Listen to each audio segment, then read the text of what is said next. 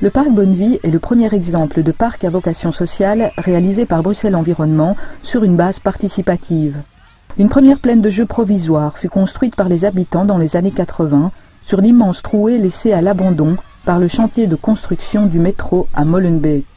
La demande en espace de jeu était immense dans ce quartier dense et familial, très pauvre en espace vert.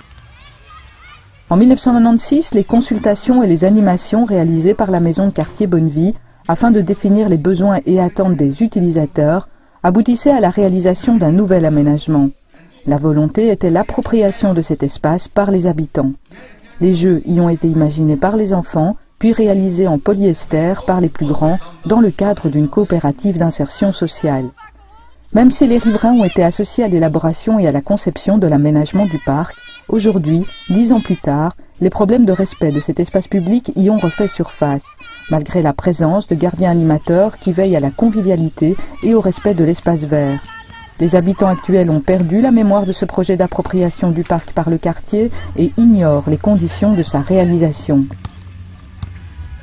Pour y faire face, Bruxelles Environnement a signé d'une part une convention avec plusieurs associations du quartier pour la mise en place d'un projet appelé « Propreté et vivre ensemble ».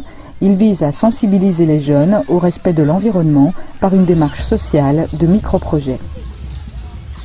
On a l'engagement d'un jeune, temps plein, qui est un peu celui sur lequel repose tout le système. C'est lui qui gère la propriété du parc au quotidien. Et en deuxième niveau, on a donc ce qu'on appelle tous les micro-projets.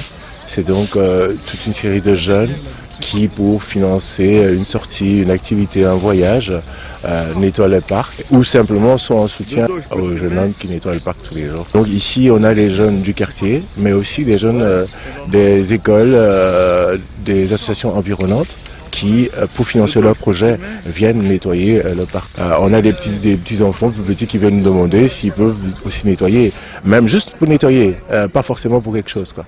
Et je crois qu'on atteint maintenant, on est en train d'arriver à l'objectif qu'on voulait atteindre, c'était vraiment que les familles, les enfants, les gens puissent naturellement ramasser ce qui traîne, nettoyer, sans que ce soit une contrainte. On s'est rendu compte que le fait de participer à la propriété du parc leur donne un sentiment quand même d'être dans leur parc. Donc il ne faut pas perdre ce caractère-là.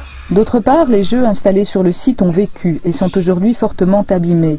Une démarche participative pour la rénovation de tout l'espace vert a été mise en place en 2008 par Bruxelles Environnement et un architecte en collaboration avec la maison de quartier Bonnevie. Grâce à cette nouvelle dynamique, le projet devrait se concrétiser en 2010.